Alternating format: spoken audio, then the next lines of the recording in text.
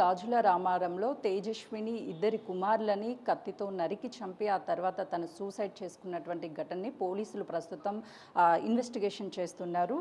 ఈ ప్రస్తుతము తేజస్విని నివాసం ఉంటున్నటువంటి 204 ఫ్లాట్ నెంబర్ దగ్గర ఉన్నాము. గత 4 సంవత్సరాల క్రితం వాళ్ళు హైదరాబాద్కి వచ్చి ఇక్కడ అపార్ట్మెంట్లో ఫ్లాట్ని కొనుక్కున్నారు. శ్రీనివాస్ రెడ్డి ఒక ఫార్మా కంపెనీలో పనిచేస్తున్నాడు. అయితే నిన్న 4 గంటల ప్రాంతంలో ఈ ఘటన జరిగింది.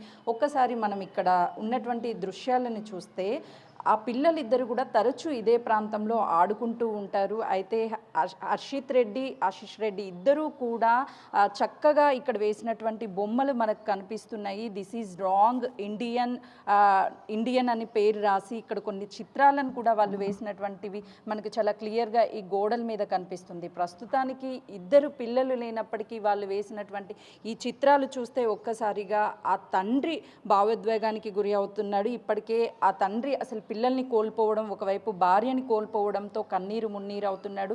వాళ్ళు వేసినటువంటి చిత్రాలు కూడా బిగ్ టీవీ స్క్రీన్ మీద చూడొచ్చు. రెగ్యులర్గా ఇక్కడే ఎంతో సరదాగా అన్నాదమ్ములు ఇద్దరు ఆడుకుంటూ ఉంటారు, హర్షిత్ రెడ్డి, ఆశిష్ రెడ్డి. అయితే నిన్న ఈ ఘటన జరిగిన తర్వాత ఈ చుట్టుపక్కన ఉన్న వాళ్ళంతా కూడా ఆ బాధను వ్యక్తం చేస్తున్నారు. రెగ్యులర్గా ఇక్కడే తరచూ ఆడుకుంటూ ప్రతి ఒక్కరి ఇంటి గోడల మీద కూడా ఆ పిల్లలు వాటర్ ట్యాంక్ అని చెప్పేసి ఇక్కడ మనకి చిత్రాలు కనిపిస్తున్నాయి. ఇవన్నీ కూడా పెన్సిల్స్తో వాళ్ళు వేసినటువంటి చిత్రాలు. ఆ పిల్లలు ఎంతో యాక్టివ్గా ఉండేవాళ్ళు, కానీ చిన్న చిన్న ఆరోగ్య సమస్యలు మాత్రము ఉన్నాయి అని చెప్పి చెప్తున్నారు. గత కొన్నేళ్ల క్రితమే అటు తేజస్విని బ్రదర్ కూడా సూసైడ్ చేసుకున్నారని తెలుస్తుంది. దాంతోపాటు తను మానసికంగా కృంగిపోయి తన ఆరోగ్యం బాగోలేదు, నా పిల్లల ఆరోగ్యం బాగోలేదు, నేను ఎలా ఉండాలి, ఒకవైపు భర్త నుంచి కూడా తనకి ప్రెజర్స్ ఉన్నట్లుగా కూడా ఆ లేఖలో రాశారు అని అటు పోలీసులు చెప్తున్నారు. ప్రస్తుతం ఇంటిని కూడా క్లోజ్ చేశారు, లాక్ చేశారు. పోలీసులు ఎవరిని లోపలికి వెళ్లకుండా క్లోజ్ టీమ్ అన్ని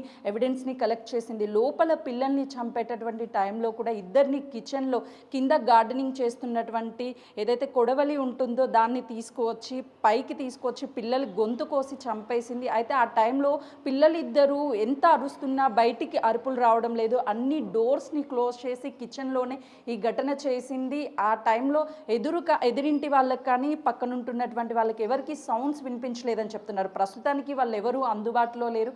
ఈ సంఘటన జరిగిన తర్వాత భయానికి గురైనటువంటి వాళ్ళు ఇక్కడ నుంచి కూడా వెళ్ళిపోయారు.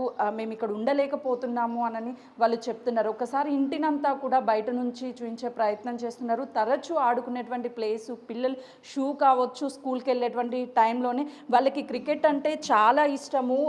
బ్యాట్ని బాల్ని కూడా చూపించే ప్రయత్నం చేస్తున్నాను. ఎందుకంటే స్కూల్ నుంచి ఇంటికి రాగానే ఆ పిల్లలు వాళ్ళ నాన్నని అడిగి ఎంతో ఇష్టమైనటువంటి క్రికెట్ ఆడడం కోసం ఈ బ్యాట్ని బాల్ని కూడా కొనిచ్చుకున్నారు పిల్లలు. కానీ ఇంకా పిల్లలు లేరు అన్న విషయాన్ని తండ్రి జాబ్కి వెళ్ళి వచ్చి తెలిసిన తర్వాత జీర్ణించుకోలేకపోతున్నాడు.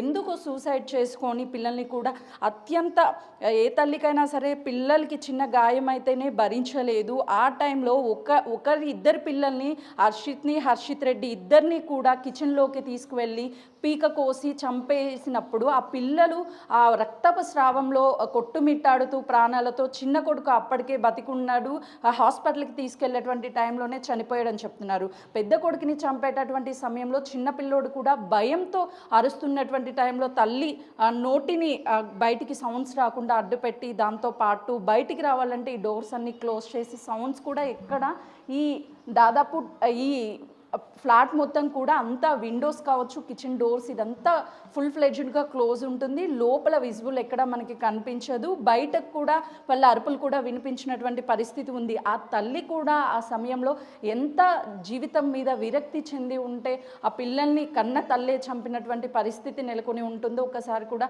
మనకు చాలా స్పష్టంగా అర్థమవుతుంది. ఆ తల్లి ఆవేదన, గతంలో తన తమ్ముడు సూసైడ్ చేసుకోవడంతో పాటు ఈ పక్కనే ఉన్నటువంటి ఒక బిల్డింగ్లో భర్త భార్యని చంపినటువంటి ఘటన, ఇలాంటి ఘటనలు చూసి తను మెంటల్గా కూడా అప్సెట్ అవడంతో పాటు భర్తతో చిన్న చిన్న విభేదాలు కూడా ఉన్నాయి అని చెప్పేసి ఆ లెటర్ ద్వారా తెలుస్తుందని చెప్తున్నారు. చుట్టుపక్కల వాళ్ళు తను ఎప్పుడూ కూడా బయటికి వచ్చి ఎవరితో మాట్లాడేది కాదు అని చెప్తుంది రాధిక.